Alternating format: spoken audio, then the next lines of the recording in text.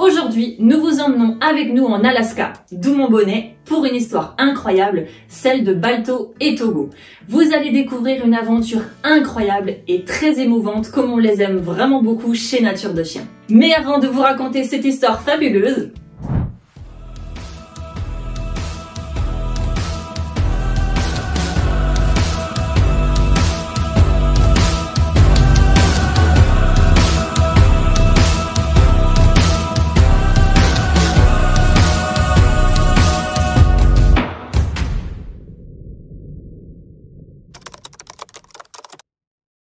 nous sommes en hiver 1925. Balto et Togo servent de chiens d'attelage en Alaska. Ils se voient confier une mission cruciale, celle de prendre part avec leur attelage à un véritable sprint contre la montre.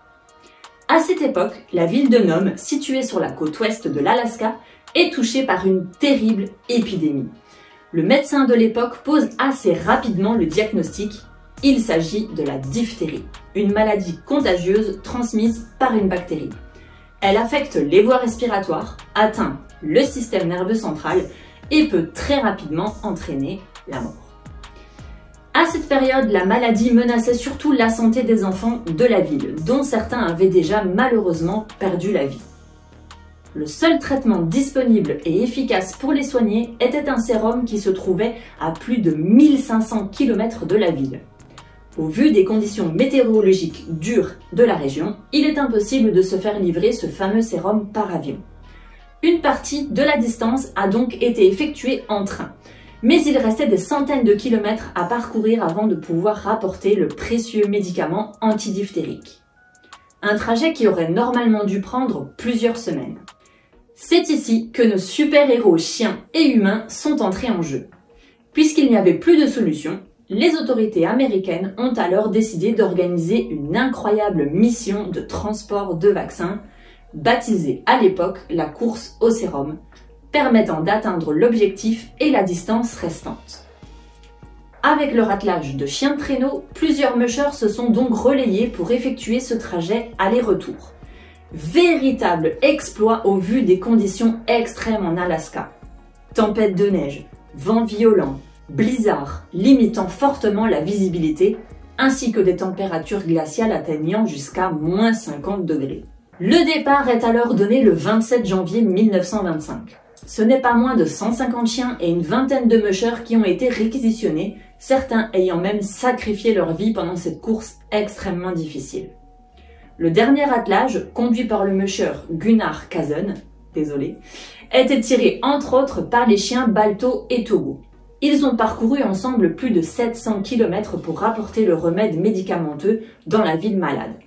En moins d'une semaine, 5 jours et demi exactement, au péril de leur vie, hommes et chiens ont ainsi réussi l'impossible pour sauver les milliers de vies des habitants de Nome. Les maladies seront alors rapidement soignées.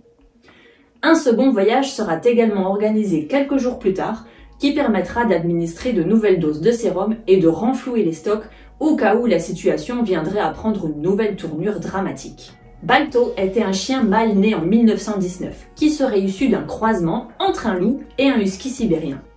L'histoire de ce chien est une véritable belle histoire célébrant la différence. Ce chien croisé, considéré comme bâtard, ne correspondait pas du tout aux standards des chiens d'attelage de l'époque. Ces derniers étaient pour leur part uniquement de race pure husky sibérien, des chiens appréciés pour leur intelligence, leur détermination et leur force naturelle. À première vue, difficile à contrôler, d'une morphologie non adaptée, Balto semblait trop grand, trop imposant et trop foufou pour s'adapter à l'attelage. Il ne faisait donc initialement pas du tout partie des chiens utilisés régulièrement pour le transport de marchandises par son éleveur norvégien Leonard Seppala. Balto était alors simple remplaçant, réquisitionné comme chien de travail pour l'industrie minière. Mais il a finalement pu faire ses preuves en faisant partie de l'incroyable relais de sauvetage.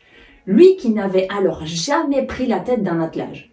Et contre toute attente, il a montré une grande détermination, une force incroyable pour terminer le trajet, afin de rapporter le traitement en ville à temps. Balto s'est éteint à l'âge de 14 ans en 1933 aux États-Unis, où il profitait d'une retraite bien méritée. Son corps naturalisé est d'ailleurs actuellement visible au musée d'histoire naturelle de Cleveland. En outre, Balto est aujourd'hui le seul chien à bénéficier de sa propre statue à New York dans Central Park. Mais dans cette singulière histoire, un autre chien a ensuite été mis à l'honneur. Il faisait également partie du dernier convoi rapportant le médicament. Il s'agit du husky sibérien Togo, né en 1913. C'est d'ailleurs en réalité lui qui était le chien de tête et a effectué la majeure et la plus dangereuse partie du retour de l'attelage héroïque, ayant permis de rapporter l'antidote tant attendu à Nome. Il a parcouru plus de 700 km dans des conditions particulièrement extrêmes.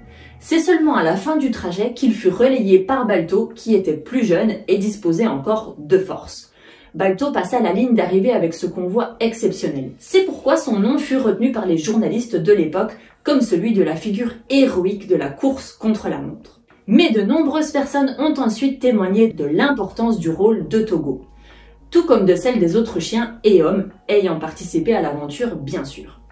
En 2011, Togo a d'ailleurs été élu chien le plus héroïque de l'histoire par le prestigieux Times Magazine. Il termina sa vie au sein de l'élevage de Leonard Seppala avant de s'éteindre en 1929.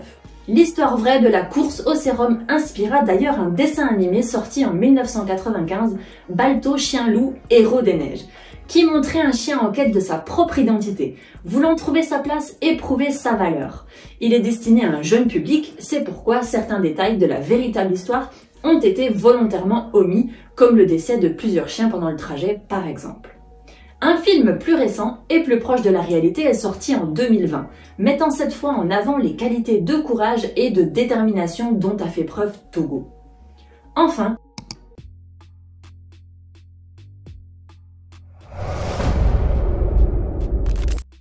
pour rendre hommage à cette incroyable histoire, une grande course à laquelle participent les meilleurs chiens d'attelage est organisée chaque année en Alaska. Il s'agit de l'Iditarod Trail Sled Dog Race. Désolé pour la prononciation. Elle se déroule sur plus de 1700 km dans des conditions très rudes entre les villes d'Anchorage et de Nome. En l'espace de 5 jours et demi, près de 150 chiens auront réussi à sauver des milliers de vies en ralliant Anchorage à Nome au prix de nombreux efforts.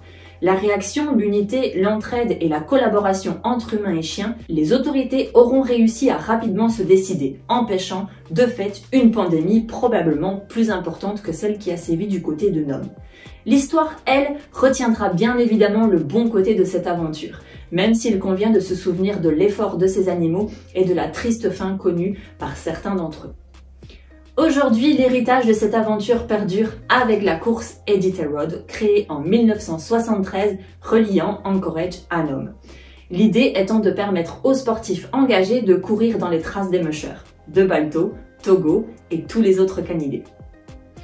Et voilà, c'est une merveilleuse histoire. On espère vraiment qu'elle vous a plu. N'hésitez pas à nous dire en commentaire et nous en referons certainement d'autres. Voilà, c'est tout pour aujourd'hui. Salut à tous!